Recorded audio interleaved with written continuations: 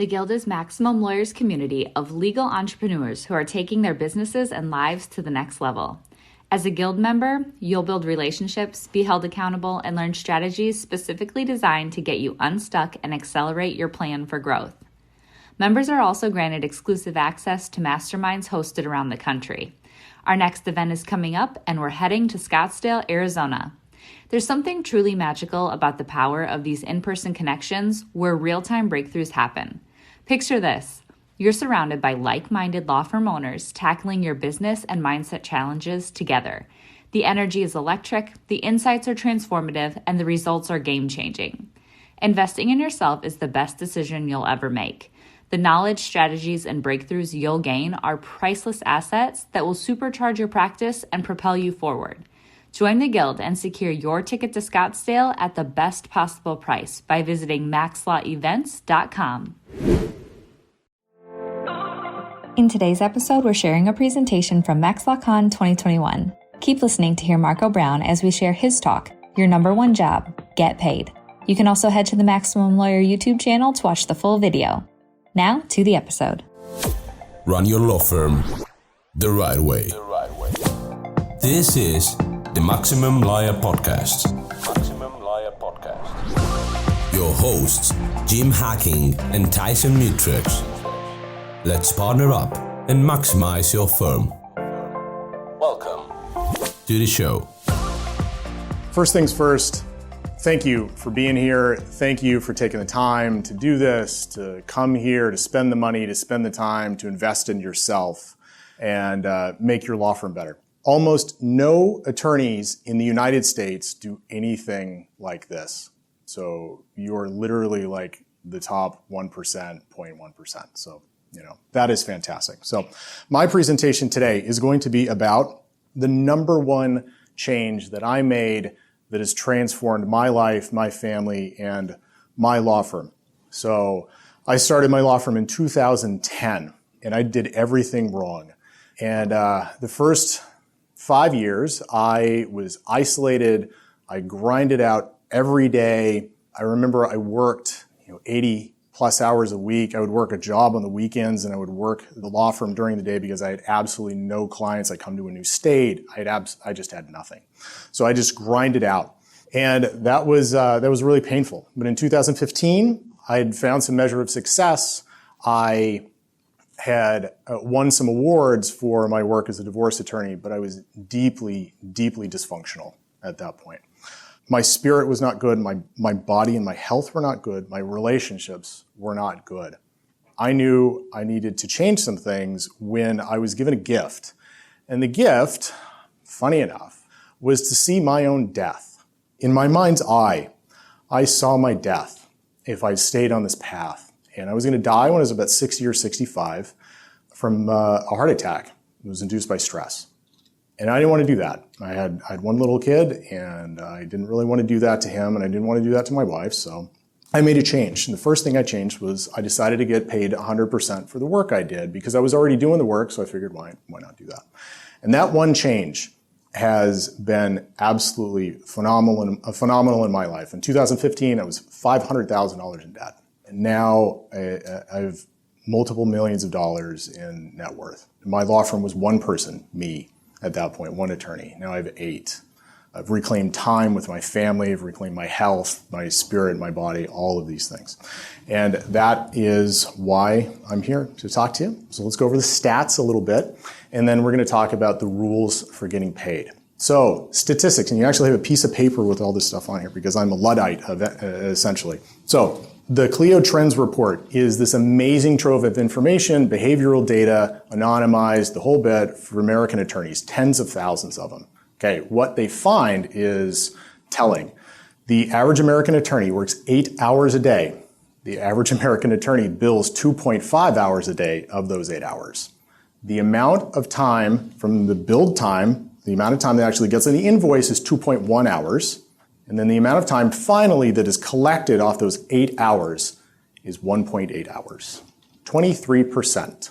Okay, that's actually a typo in there. It's 23%. And this is fairly stable over time. I've looked at this data since 2015, and 2015 was 1.6 hours. It'll go to 1.7, it goes to 1.8, and maybe in like 100 years, it'll be at like 3, right? But this is very consistent data.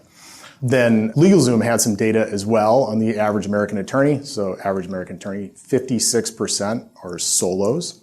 They have revenues of $78,000 per year and profits of $63,000 a year. So they make $63,000 a year. Okay, and they bill 392 hours a year, so 1.6 hours, which is a little bit lower than the Clio data, but it's in kind of that same range. Then the amount of time to actually get paid for the work an attorney does. So from the time an attorney does work until the attorney bills for that work is 87 days. And then the time from when the invoice goes out to the client until it's paid is an additional 83 days. 170 days from the day the attorney does the work until the attorney gets paid. Okay, so why am I talking about this data? I'm talking about it because you're not alone, okay? My entire point here is to talk to those people that were in that situation I was. You're in the trenches, you're working in your law firm, you're just doing too much, you feel burnt. You're working for people that you don't really like a lot of times and that don't really like you, right? I was there, that's what we're talking about today. So that's the data. So let's move on to the rules. And the first rule is change your mind about money and about getting paid. So attorneys, when we are young and impressionable and getting taught about these things, we are taught by two different groups about money. The first group we're taught by are law professors. And they tell you things. I remember being told this in law school. Your number one job as an attorney is to do good. I don't even know what that means, to be honest with you. But that's what they told you, right? Because they didn't have any idea what being a lawyer was like. So they told you those sorts of things. And then you graduate, and your reward for graduating from law school is you actually get to become an attorney, right? So at that point, the Bar Association takes over. And the Bar Association tells you just to give away your stuff for free, right? That's what they do.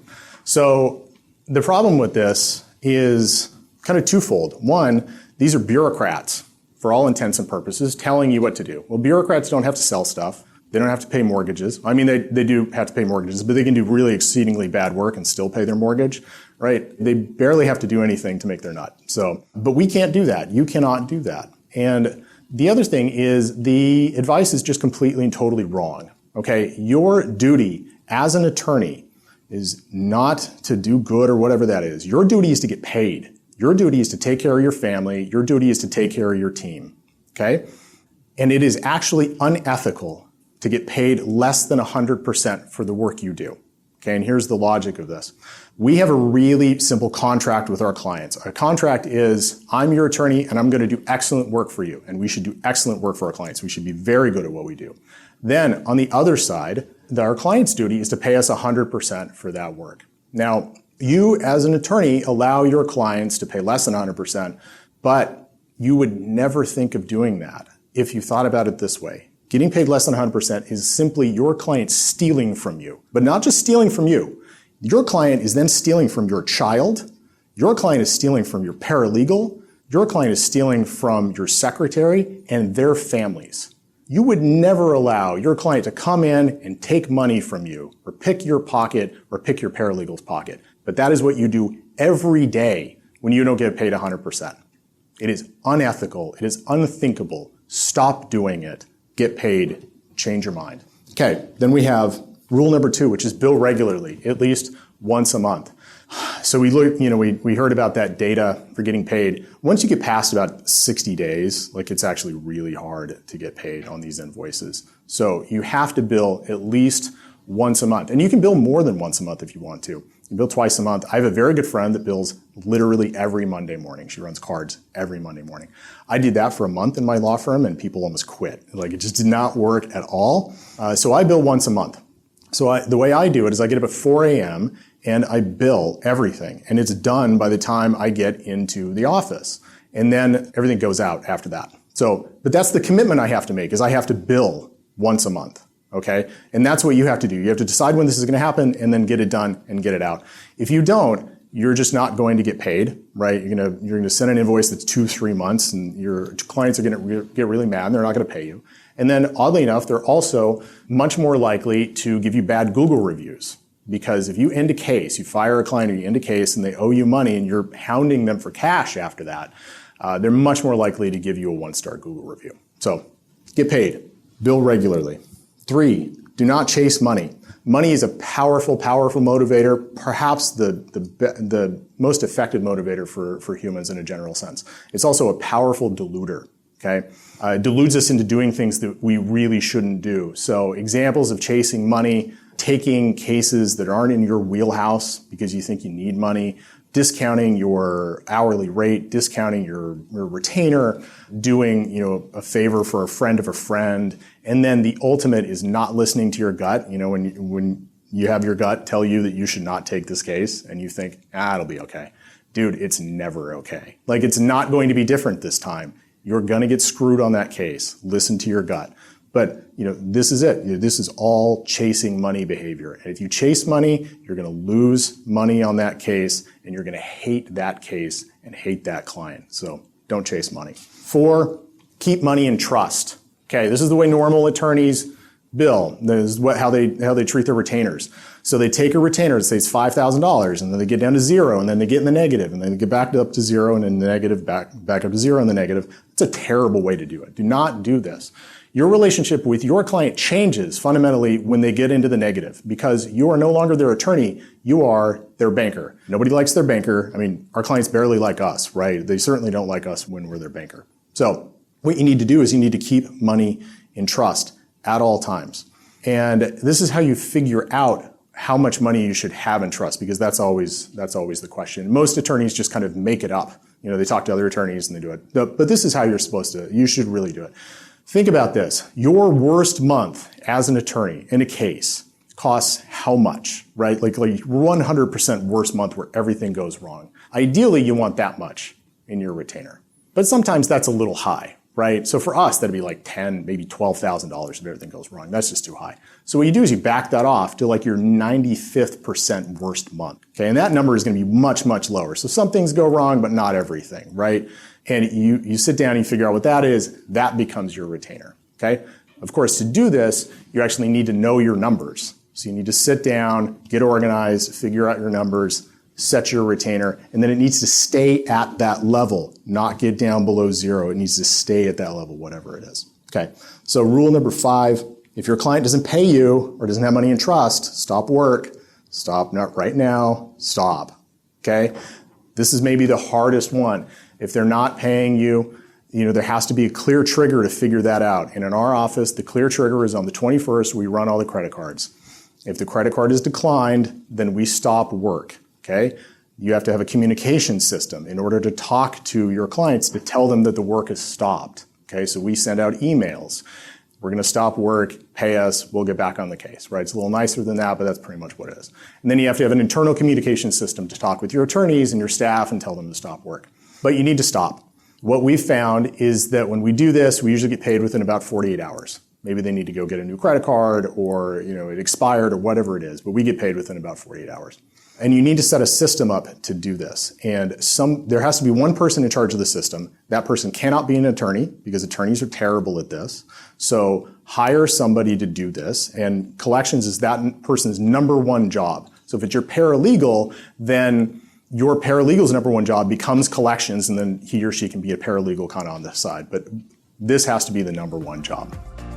Running your own practice can be scary, whether you're worried about where the next case will come from, feeling like you're losing control over your growing firm, or frustrated from being out of touch with everyone working under your license. The stress can be overwhelming. We will show you how to turn that fear into a driving force of clarity, focus, stability, and confidence that eliminates the roller coaster of guilt-ridden second-guessing and mistake-making to get you off that hamster wheel for good. Maximum Lawyer in Minimum Time is a step-by-step playbook that shows you how to identify what your firm needs and how to proactively get it at every stage of the game, so you're prepped and excited for the inevitable growth that will follow. Name the lifestyle that you want, and we'll show you how to become a Maximum Lawyer in Minimum Time. Find out more by going to MaximumLawyer.com/course. And then the question always becomes, well, what if I can't stop on the case because, I prejudiced my client?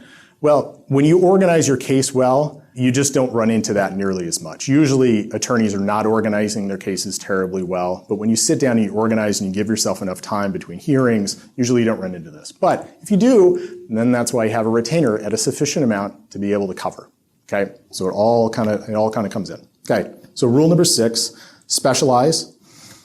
If you can, if you're not in a rural area where you have to do multiple practice areas, you should do one thing, and that is it. One practice area. Okay? If you're in a rural setting and you can't do that, you should do 2 things. 3 things, I just don't think you're going to be good any more than 3, and you're going to be lousy at everything. The reason that you specialize, you just do one thing, is because 1, you're just going to make more money, and we'll talk about that in a second. But 2, you don't have to reinvent the wheel all the time. You don't have to think about these things. You become really excellent at this one thing, and that is it, right? That's all you do. Like, I know divorce like brain surgeons know the brain, okay? I have absolutely no concept about a DUI. Like, I don't even know how to read a blood report. I'm totally ignorant. And I'm okay with that because I make bundles of money doing divorce, and that's all right. But on the money side of it, you just command more money. And we know this because we can look at doctors. So a general practice doctor, a family doctor in the United States is going to make about $150,000 a year. A general surgeon, which is kind of a mid-level specialist, is going to make about $500,000. And then a neurosurgeon is going to make like $1 million a year. So do less, get paid more. Number 7, fire your worst client today. It's where the rubber meets the road, people. Now, when I said fire your worst client today, there was an image of a face in your head. Right? There always is. That is your worst client. That is who your brain hates, and it's telling you to fire that person. Okay? You should definitely do that. Now, there's been a lot of talk about the Pareto principle as the 80-20 principle, so the idea that 80% of our outcomes come from 20% of our inputs. What that means when we talk about clients is that 80% of our problems come from about 20% of our clients. Or maybe it's like 90-10, really doesn't matter, but a vast minority of clients are going to create the vast majority of problems in our law firms. So just fire those people. Get rid of them. Okay? This is a self-perpetuating rule. So you're going to fire your worst person, and then you're going to fire your next worst person. And it's going to go on like this until you eventually fire all of your Fs, all of your Ds, and all of your Cs. You're going to be left with A and B clients. That one thing is going to increase your quality of life exponentially. Okay? You're going to be able to focus on the clients who pay you, who you enjoy working with. You're going to make your paralegal happy, your team happy, because if you think you hate that person that came up in your head, your paralegal hates that person 10x, right? Because he or she is on the front lines with that jerk every day. Okay? This is just absolutely transformational. You're going to make way more money. You're going to enjoy it. You're going to have fewer clients when you do it. So fire your worst client today. And then rule number 8, make yourself, your family, and your team your first priority. Clients are second. When you put clients first, let's do this. We always have heard the mantra that the client's always right. No, wrong. The client is not always right, and the client is not first, okay? So when you put the client first, that means that you do not sleep like you should. You don't eat like you should. You don't exercise like you should. You don't take vacations like you should. You don't make investments in your team, in yourself, in the time with your family like you should, because you're always putting clients first, and you're not firing the bad ones. So they're just sucking the life out of you and not paying you, okay? That's what actually happens when you put your clients first. Now, when you put yourself, your family, and your team first, all that reverses. You're taking vacations, right? You're eating correctly. You're sleeping. You're investing the time and the money into your paralegal, into yourself. You can actually become a sustainable attorney at that point. You can become an excellent attorney, okay? And that's going to benefit you, and it's going to benefit your clients. Because again, if you put the clients first, you are not going to be excellent. You're going to be burned. I know a lot of attorneys that just get out of the profession because they are burned. Okay, so they're not sustainable. They're not helping people in the long term. But you put them second, you take care of yourself, you take care of your team, you're actually going to do much better for your clients over the long term because you're going to be much better, more excellent attorney as time goes on. So those are my 8 rules. Any questions? I'm happy to answer anything. Yeah. Do you require all your clients to keep a credit card on file? On file, yeah. So this is great. So when I say always have money in trust, what you should have is an evergreen retainer. So say that your retainer is $5,000. What ideally you need to do, and I think you can do this in almost every state with the exception of maybe Ohio or something, is keep a credit card on file, and then you take out the money in the beginning of the month, and later on in the month, you build a credit card and you get it back up to $5,000, right? So that is absolutely how you should do it, yes. Do you get pushback from clients to keep the card on file, or is it part of the sales intake process? They give me money, like I tell them to give me money. No, that's a good question. It's a sales problem. Like if you get pushback on that, they don't understand the value of what you're doing for them, and that's a sales problem. You need to fix it. But no, I don't get pushback on it. What tool are you using to keep the card on file with your current billing? Is that LawPay or how? Oh, we just have them physically fill out a form, and then we run everything through LawPay. Yeah, so LawPay will actually they will actually keep the information. So, and if anybody wants like my retainer and that form, just email me. I'm happy to email it to everybody here. Yeah, Devin. So LawPay just launched card vaults, and I might answer that problem today. My question to you, Marco, is when you have these credit cards on file, I just think that my clients are going to switch credit cards and max out their cards. Always have my this time. How much of the time is that working for you to have the card on file that actually works? And we don't get that, who is this crazy law firm charging money? My cards always get declined. Oh, they never get declined. Like ours never get declined. So I just don't have that problem very often. Usually what happens is the card will be expired and we'll have to get a new card or something. But again, like you have a sufficient amount in trust, so if something like that does happen and it doesn't re-up, then you just get out of the case. Yeah. A client with a receivable about $4,000 that really works since June. He's burned through his retainer needs. Yeah. It can be $20 grand. I'm about to hit some high intense discovery that's going to cost me 10 G's a month. How do I switch his mindset from it's not okay paying $1,000 a week to get your shit under control and do it? How do I flip his mindset? You tell him that. I mean, seriously, no, just sit down with him and say, hey, look, this is what's going to be required, and I want to help you with that because I'm totally on your team. But if you don't want to do this my way, then go find somebody else, and here are some names. Yeah. So Marco, I have a decent size from different area of practice. Some we're competitors in Orlando. I agree with some of the things that you're saying. Mm-hmm. First of all, we have an adage to our firm. We represent you. You're a criminal client. You become a criminal if you don't pay us. Yeah. There's a constitution that it stops if you stop paying us. So yeah. I get it because and my wife who's a lawyer, if a pool contract comes out for a house, we don't pay. They don't do the job. Yeah. Just so you guys know, think about all the service providers. They will not come in for $200. You don't pay them. When we sit there with a criminal client, you can't make your $200 payment, or your $500 payment. But, and what you said about, being the best, I used to disagree with you. We used to scale our criminal practices. There's more people getting divorced and money than people are getting charged with money. But yeah. I do think if you're going to make those investments in your team, and investments in collecting money, and you actually have lawyers that are established and stay with you, I think you are right. And I got over that middle class mindset last year. Now we're increasing our prices across the board. We're still scared though. Yeah. He's my competitor right down the block. He may be as expensive as I or more. In fact, he used to be more. And I'm like, why is he charging more? Yeah. And so, but it's still difficult in our practice. We struggle with it. I have a 96% collection rate. For a criminal lawyer, that's pretty good, but it's still that's great. Really, really hard. And I don't know if there's a secret sauce you could tell us, but because I'm all sold out on, I went through what you did, and we were older than you years ago, same kind of story, but we still struggle with that because there's not enough estate planning lawyers, family lawyers, you know this, right? Your husband, you guys got into PI because of that.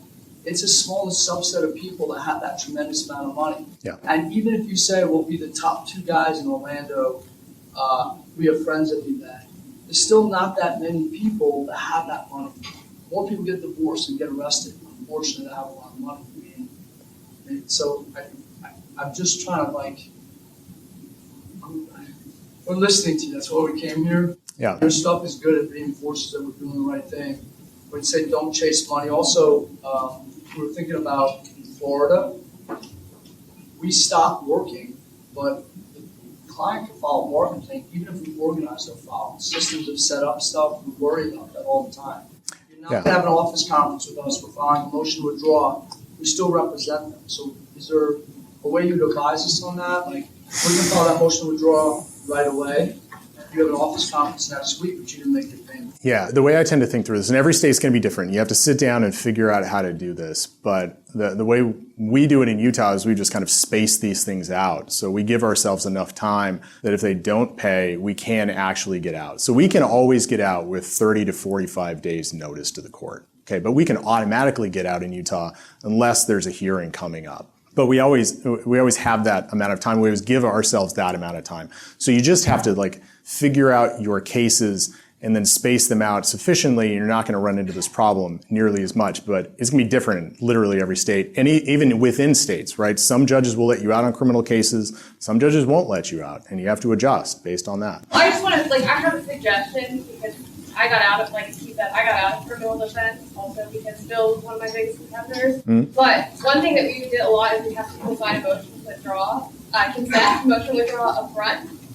And then if their credit card was declined, it was filed, and then a judge is more likely to sign it because there's a consent in the file. Good. Especially after having a kid. I got pretty savage about it. They'd be like, oh, I gotta buy Christmas presents for my kid. And I'd be like, you know who's not getting Christmas presents? My kid. Because none of you guys are paying. Exactly. And so I just withdraw. Yeah, there's more than one way to skin a cat. You're going to have to figure it out in your state. I'm really sorry. I do want to comment on your credit card form. We also store credit card information, but we only store the last 4 digits. If you are storing credit card information, especially in hard copy, you need to be sure that you're complying with the PCI standards. LawPay has a full course on that. FineLaw has a great article on it. Just literally Google PCI standards, because keeping credit card information, especially the full 16-digit card, can be considered as well and a violation of the Visa MasterCard regulations. Yep. Good. Thanks, everyone. Really appreciate it. Thanks for listening to the Maximum Lawyer Podcast. To stay in contact with your hosts and to access more content, go to MaximumLawyer.com. Have a great week and catch you next time.